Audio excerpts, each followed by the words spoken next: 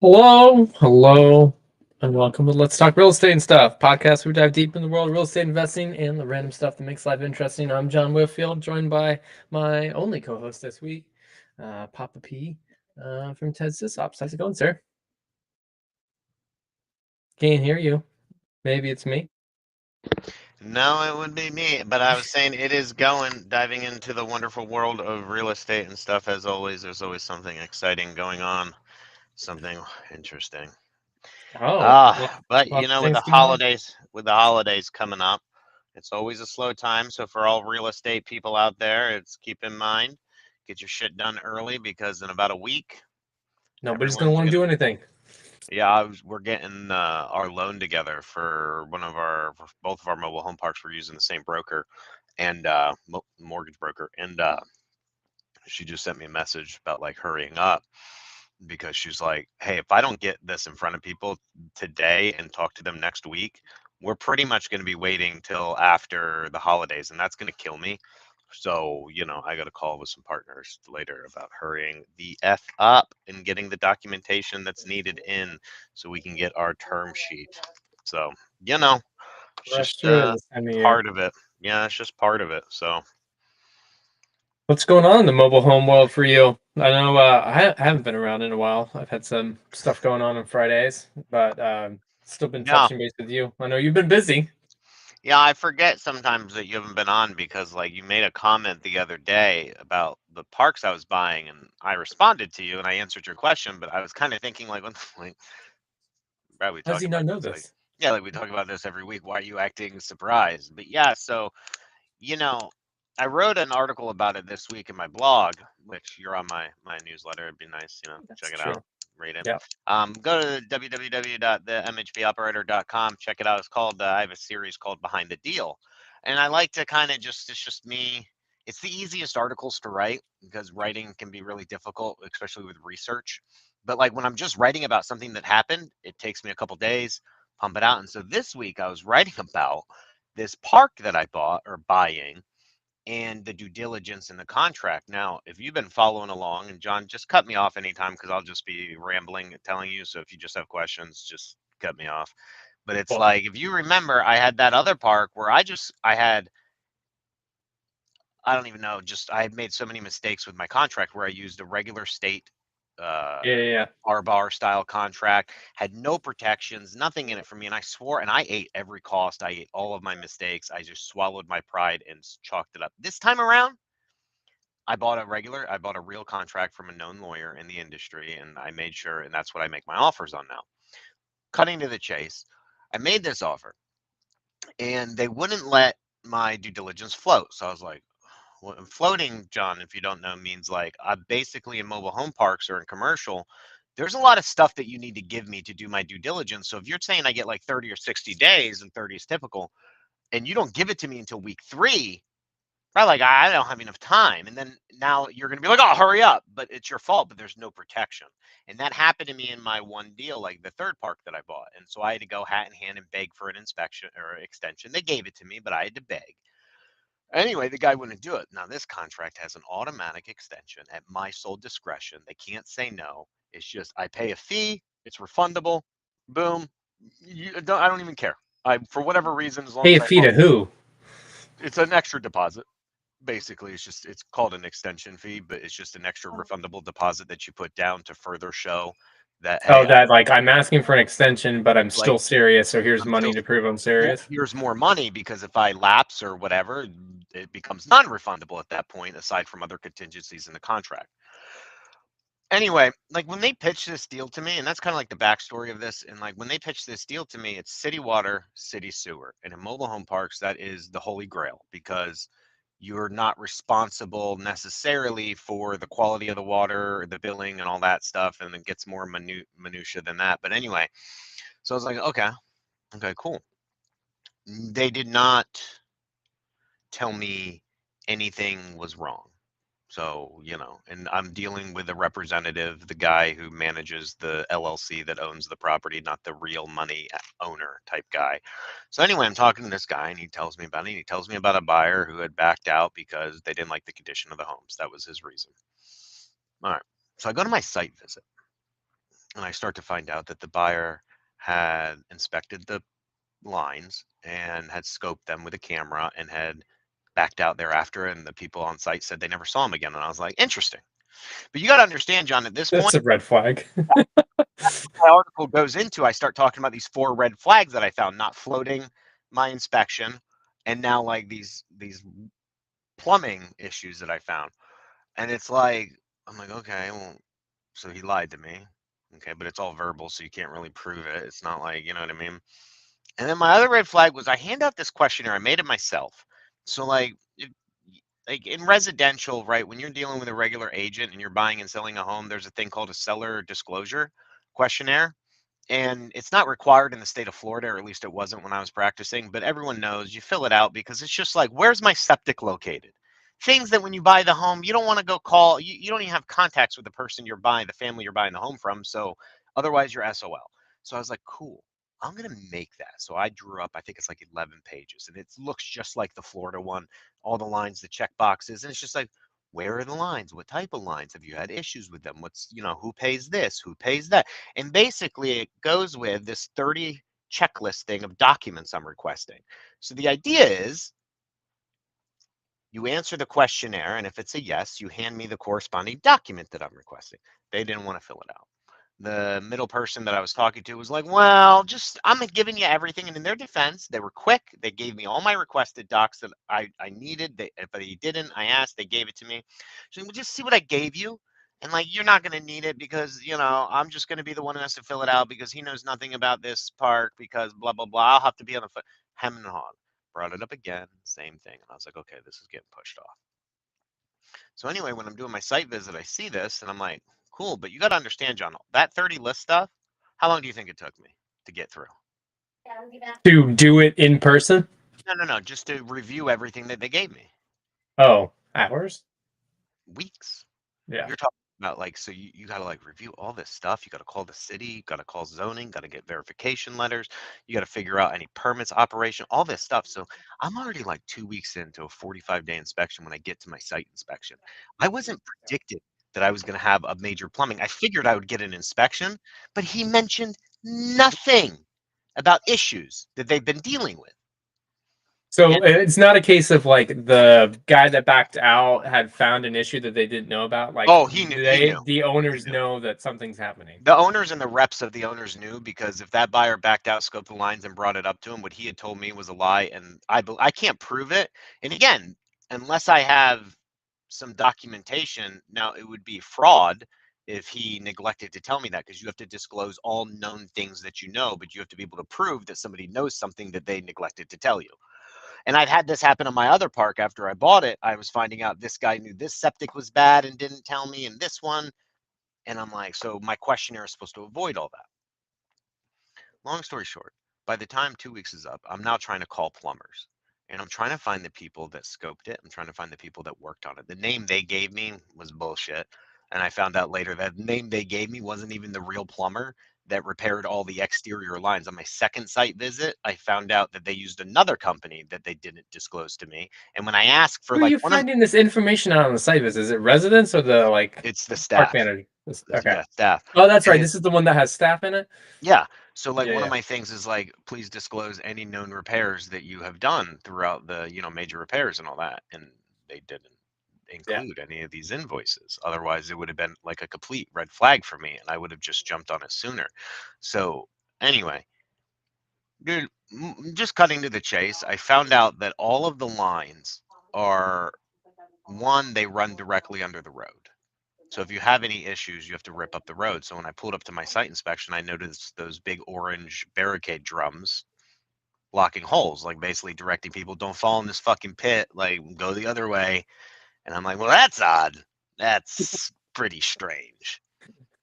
And it's like, so I finally get a hold of a company to come out, and then we got Thanksgiving, so I lose another week. So I'm basically coming up to the last week of my DD, my due diligence. And it's This like, week. yeah, well, last week. This has been an ongoing battle with them. And it's like, fuck. I was still hoping nothing major. Dude, I budgeted $500,000 for plumbing lines. Like I knew there was going to be something because a park this old, You just know there's going to be something. Even if the seller doesn't tell you, you just know from experience. So worse, it's a big park. I just assumed, I was like, okay, I'll write in $500,000 to see if this deal works just before I make my offer. Anyway, the morning of, when I'm meeting the company out there, I had been requesting the guy who had done the work to get a hold of me or show up. Nothing. Finally, on the morning of, I get to talk to him. And I'm The like, guy that scoped the line. not scope the line, not the buyer's plumber, but the seller's plumber, the guy Okay. who's done all the repairs. Okay. What I have found out is that all of the lateral lines, the lines going from the home to the main line, and the main line runs underneath the middle of the road. I have found, yeah, exactly. You're fucked, dude, because if you got to do a repair, you're basically ripping up the road. It's not on the side, it's in the middle. Side would make more sense. But in the 60s, they were like, this will never go bad. Let's just throw it in the middle. Maybe it was code back then. I don't know. Anyway, dude, it's called Orangeburg pipe. You know what orange? It's the type of pipe, or this is the type of situation? So here's a lesson for everybody that what Orangeburg is. Orangeburg is basically tar paper that they use post-war, prior to like the 80s and 70s, really. It's tightly wrapped and pressurized like tar paper that's just wrapped repeatedly, and it's like it's not real pipe. It's not a hard material, but it becomes hard when you put enough of it together. It was originally used for water lines because, well, water is constantly pressurized, and the pressure keeps everything popped up. But sewer lines don't have pressure. You take a poop, you flush a toilet. It's just, I don't know if you've ever done sewer repairs. I have. And like even at my house, when I was digging up my sewer lines, you flush the toilet, it just runs on the bottom. It doesn't pressurize the whole pipe. Moral in the story is they did that and the pipes are collapsing, and they had replaced a bunch of them. And the guy had informed me about the Orangeburg piping, and he informed me that the main lines are not PVC or galvanized or cast iron that you would expect. They're all terracotta clay, which is very common. Like for sewer? Yeah, so terracotta. Yeah, that's old school. That's like old school. And it's not bad. Yeah. If you don't have a lot of trees and tree roots, because tree roots can just bust through clay, right? It's just fucking clay. Well, this used to be an old fucking pecan grove. So there's still a fucking shit ton of trees. In fact, I don't have it in front of me, but I'm pretty sure I budgeted like almost $80,000-$90,000 to trim trees, because I was counting trees, and I was counting like $1,000 to $2,000 for every tree I either needed to cut down or trim. So you can see a lot of trees. And I'm like, fuck. So like now I have like, that was on like a Monday, and my DD ended on Thursday. Actually, it was this week. Yeah, it was this week. And I was like, what the fuck? So, and then I noticed there's a pond in the back. I'm like, well, this is strange. And no one knew about this pond. They all was like, oh, it's not even on our land because there's a fence. I'm like, well, it looks like it's on your land. And I pull up the aerial, and I'm like, it's on your land. So I'm walking with like the crew, like the staff, like the handymen, and people who work there, and they're showing me, and we lift up some manholes, and it looks like the pipe's leading directly to it. And I'm like, there's a thing in mobile home parks called a lagoon. It's a lagoon and nobody knew it? I don't know yet. Okay. Well, I do as of today, but I'm telling you the story at that moment. Okay. And like, I'm like, shit. So one, I need more time to figure that out. I was expecting to show up, inspect the lines, needed some repairs. I wasn't expecting possible lagoon, fucking every pipe is collapsing where I need to get bids on, like all of this stuff. So anyway, I call the seller or the rep, and I'm talking to him, and he's an angry old man. And I'm like, I'm explaining this to him, and he's like, well, the seller wants you to shit or get off the pot. And I'm like, well, I'm asking for an extension. And he goes, well, we're not going to give you one. I said, well, you actually are, and here's why. And so I start running through the list, and he's like, the seller's going to fight it. He's not going to give you this extension. And I'm like, well, here's the thing. Our contract allows me to get one.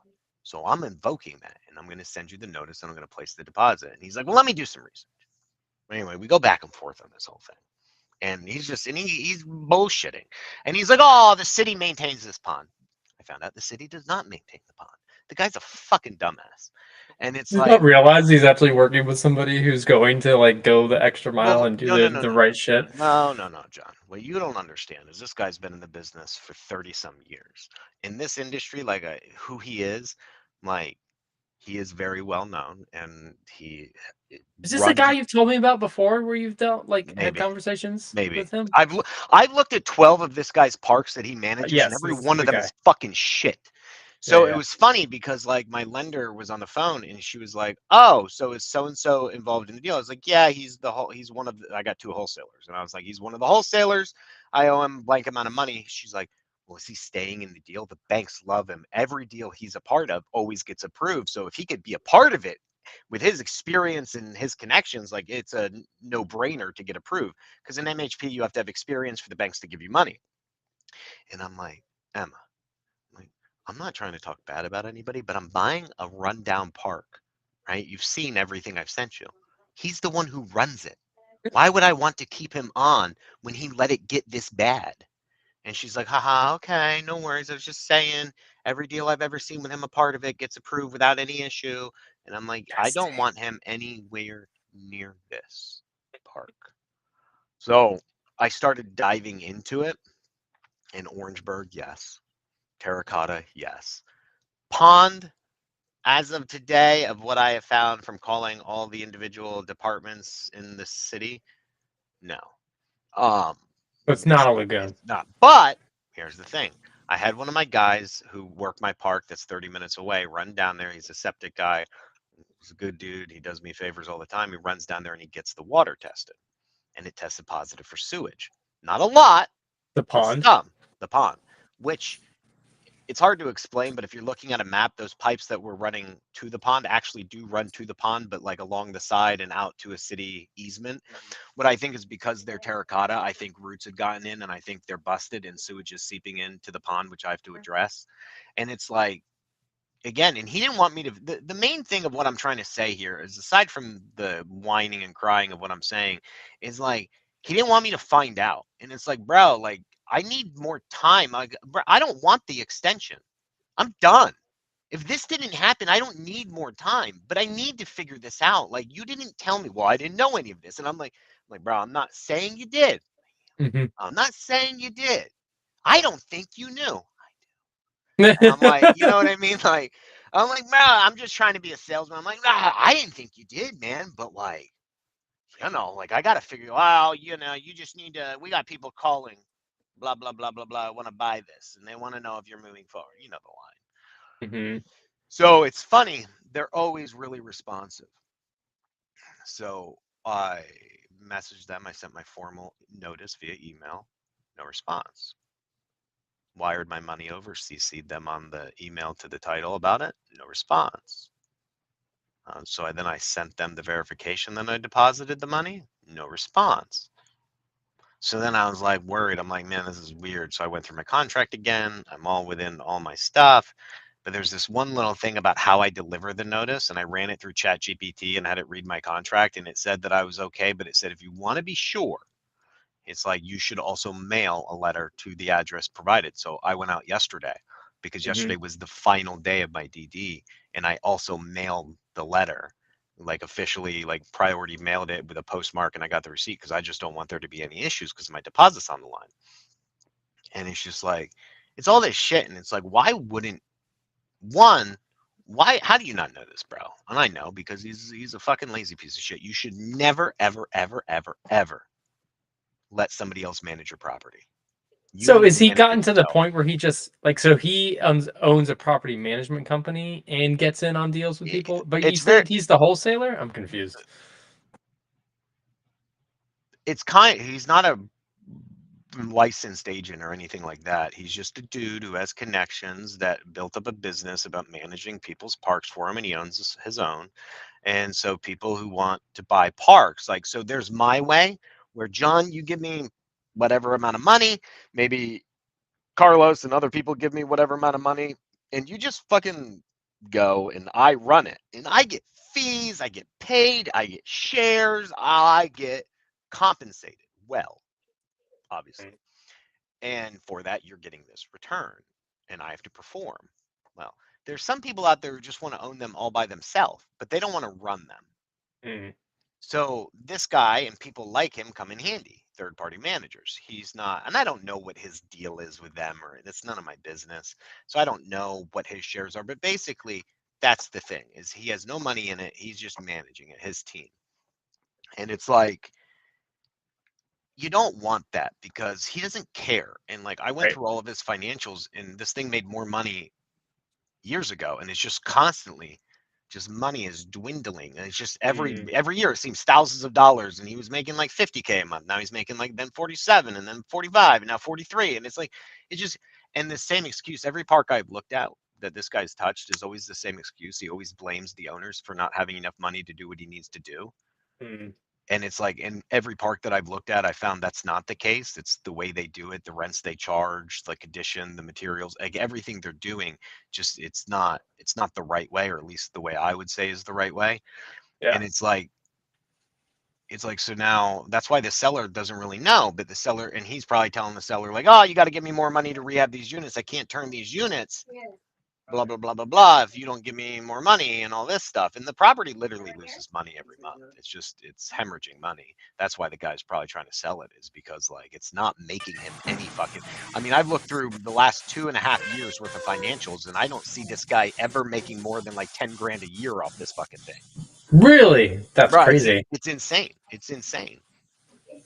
And it's like, I had written an article about how I had known somebody who I wanted to invest with me, and I had brought this to him, and he has been like, he knew the park immediately. And one of his things of why he didn't buy it himself, right? Because he buys and invests with people. One of the reasons why he didn't buy it himself is he said he felt this guy was going to be extremely difficult, and he was really cocky for a guy who's managing such a rundown and mismanaged park. And I agreed with him. And I'm like, you are 100% correct. I just feel like I could deal with him. I feel like I can manage the cluster that is him. And thus far, I've had my protections in my contract. The contract has protected me. And ironically, the person I got my contract from is the seller's lawyer. And it was funny because they tried calling me out on it, and like, hey, your due diligence ended yesterday. This was on Monday. And they're like, we need to know if you're moving forward. I'm like, hey, you should have your lawyer blank blank give me a call. I think he's miscalculated the dates.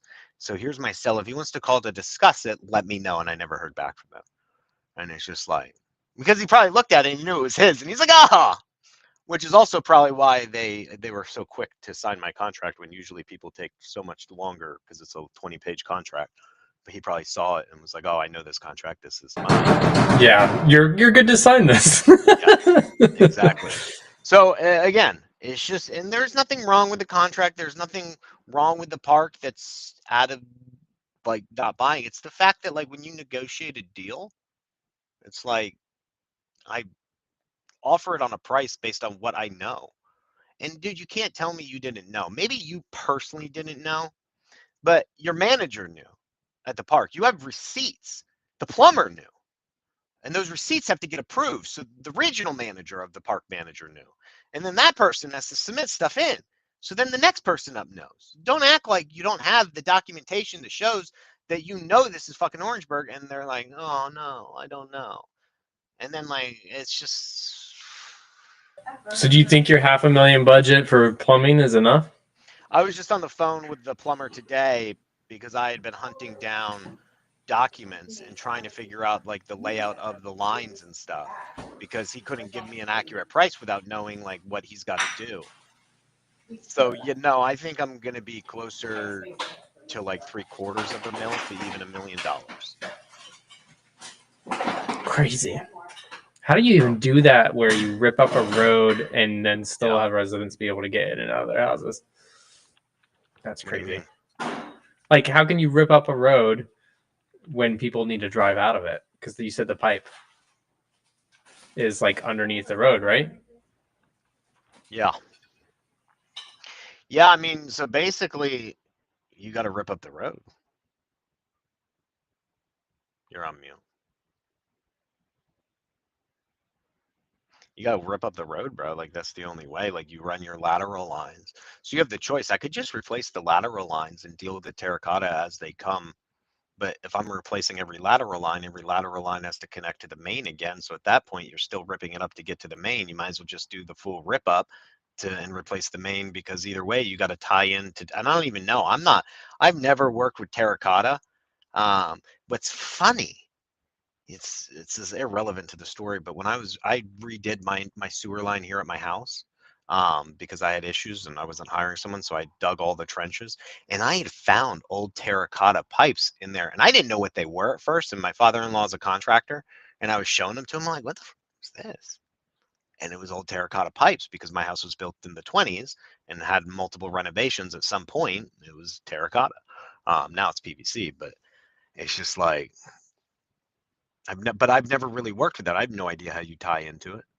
I have no idea how difficult that is. I know what his bid for one house was, and I talked to him today, and we talked about like the pricing for one and discounts to do 100 plus, and like, you know what I mean? Like, but dude, like, They used to be used for septic tanks too, and I have a family friend who they went out to some family relatives like farm or something, and there was a pile of these things, and they're like, oh, those look great, let's go put them on a bookshelf. And so they used them as like the in between the bookshelves, and yeah, then put wood. And then the next morning they woke up and it smelled absolutely horrible because yeah, they had come out of a septic tank. yeah, yeah. I mean, again, and it's like, so what do you do? And it's a great park. And my problem is like, so I go back to a guy, and he's not really a mentor per se, but he's an investor that I talk to quite a bit. I met through my blog, and we set up a call, and we've had multiple calls since, and he's always got great advice.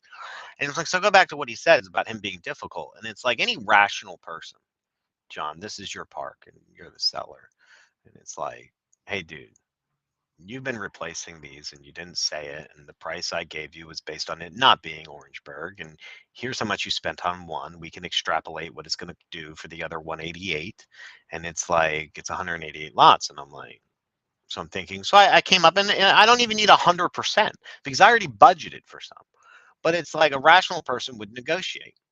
But one, that's the seller. I'm dealing with a middleman, Will, and he's not licensed. So there's no law that says he has to convey this back to the seller. He could just tell me no, and I have no idea whether he told the seller or not.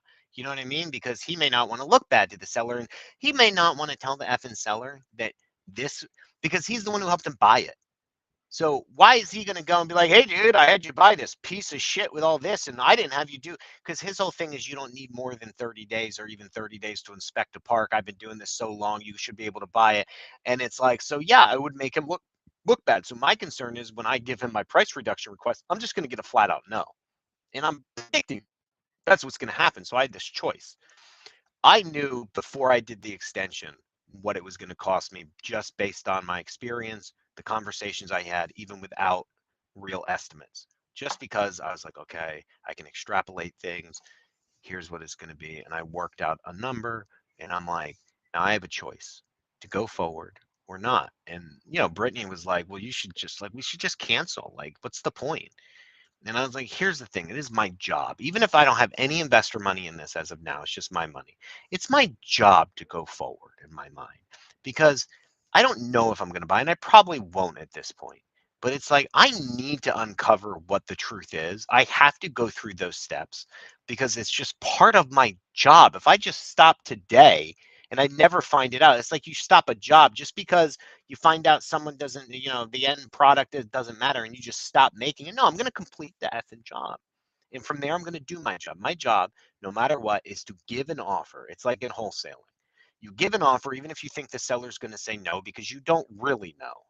And it's like, I was like, Britt, if I just say no and get my money back today, I don't know, what's going on with that pond. I don't know what's going on with the lines. I have no idea where the lines run. I don't know how much it's really going to cost. I was like, that's not my job. My job is to find all those things out and then to make my reduction offer. And if they say no, at least I did my job. But if I don't do that, it's like I'm skirting my responsibilities as an operator. You know what I mean? So like, that's why I'm moving forward with the extension. So, It also gives you the experience, though. I mean, like you're learning, from where you were. How long has it just been going? 3 years now? Yeah, just over 2 years. But yeah. Yeah, like you're getting that experience by going the full mile, not half a mile. Yeah.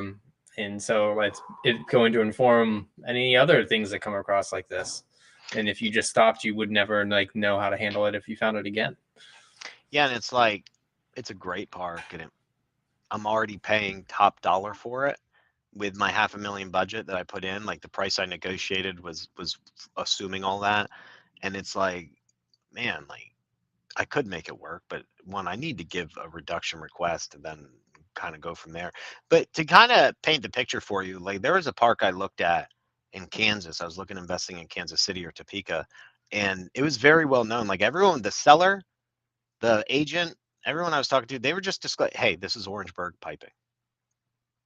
This is just need So to some know. people do disclose those things. And the reason why is just like with a residential, like a wholesale deal, bro. When you're either wholesaling or buying from the seller, just tell me now so I don't waste your time on inspections. And if you try to not tell you're basically hoping somebody's dumb enough to do what this guy wanted me to do, Right. which was a 30-day inspection, hurry the fuck up, make a decision, and go forward, and hope I don't find out.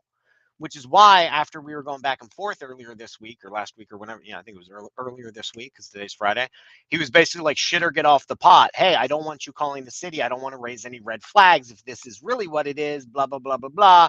We got other people that want to buy it. He just basically doesn't want to dive deeper into it. But it's like, you're just looking for the next stupid person. But the other people, they wanted to save their time. It's like, why do I want a bunch of buyers to put this under contract to find out what I already know? Because why? I'm hoping they're dumb enough to not find out and I get lucky. But 9 out of 10 people that put this under contract are going to figure it out. And now I've just wasted, if every due diligence is 30 to 60 days, I'm literally wasting like almost a year to 2 years of just being out. And that makes you look bad to the seller. But I am sure this guy will not tell the seller. I'm guessing that he wouldn't tell the seller the truth because it would only make him look bad. Right. And it's like, so that's the situation I'm in. And I don't think it's necessarily fair, but it's like, one, they could do whatever they want. But again, I just have to go through the steps. And I feel bad for the residents too. It's like it could be such a great place to live. So much potential. I was so excited. The right operator. Yeah. And it's like, how close are mobile home parks, like from one unit to the next? What's the standard you feel like you see? So I can't speak for every state's different. So in Georgia, it's 30 feet, 30 foot setback, 30 feet in between, at least over here in these counties that I'm at. So, every place is going to be different. But like if you go to Tampa or Miami, I know some guys going on where it's less than 10 feet. They, especially in town, because back in the day, they would just slap them in inner city and they'd run these things in, and that's not to code. And the reason why is because if one caught fire, it's basically a domino all the way down. So now you have 30 feet setbacks in between each mobile. You have I think it's 22 behind and like 15 to the road. If it's a main road, it's like 20 and 20, 30 or something like that. That's crazy. So, yeah, like we moved my mother-in-law's roommate into a mobile home park, and like I was shocked at how close they were together. Like I would say less than 5 feet. Yeah, are you talking those the 55 plus ones? Yeah. Because a lot of those are older and they were developed like that, and they're on really tight lot spacings. And 100%. We have them in Lakeland like that. Yeah, I've sold a bunch of them like that, and they're not like these parks. And again, this is current code. Back in the day, code was different. But this guy, back in the 60s, had developed it from a pecan farm, and he did it right, and he spaced everything out. And it's a phenomenal park that has just been run the F down. But yeah, the spacing in between, like my one in Arkansas is like half-acre lots. Yeah, it's phenomenal. They all sit long ways instead of front to back. They sit side to side, so it's like a house style. You know what I mean? It looks phenomenal when you're driving down the road versus like the what they call row houses in like New Orleans. And even when you put 30 feet in between, it still is more like parkish. My Honeysuckle Park with the half-acre lots looks more residential, big lots, big driveways, big space. It's really nice. So it really all is up to the guy who develops them. But a lot of the new guys, and a lot of the guys who are developing new are really, they're not sandwiching them in because code won't let them. And then they're adding garages and carports and big driveways. And they're really doing it right to kind of change the industry. Are there a lot of new parks being built? Is it? I'm going to mess this quote up, but I think it's less than 100 a year getting developed. Interesting. and more than that are being demolished every year. There's only like 44,000 parks more being demolished because I wrote an article about this, about why.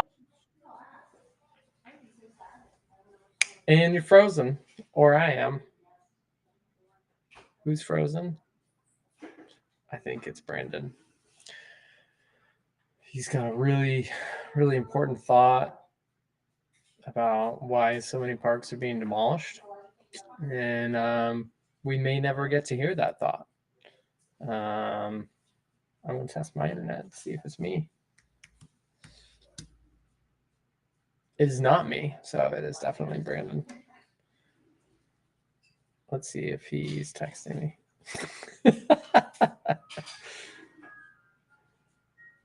And he's gone.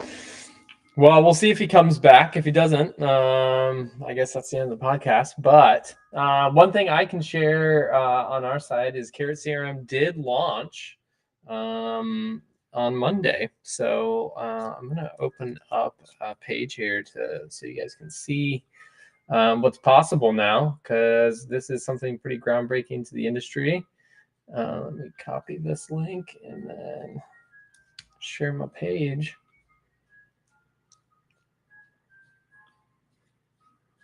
All right, here we go. All right. So Carrot CRM is launched, and this page is up and live to the world. And what you can see is that you can go get Carrot CRM for free. So there is now a real estate specific CRM out in the world that is free. And then we have paid plans as well. And there's a lot of kind of new things to how we've done stuff compared to the InvestorFuse CRM that was built off of. So this free account is only one user, but you can message out of it after you go through A2P10 DLC compliance. Then you can have 3 sequence templates and 20 property reports, which we did preview on this channel. I would say 3 to 4 episodes ago with me and Carlos. But if you don't have a CRM or you want to try this one out, you can. Yeah, be super excited to see as many people as possible. We've had a lot of people join and sign up for it. And I did get a text message from Brandon that he lost internet. So I guess we're going to end the stream there. And maybe we'll have some more mobile home park updates in the future. But we'll all be back to regular programming next week. Carlos will be here rested from his vacation, and I do believe we have some guests coming up sometime soon.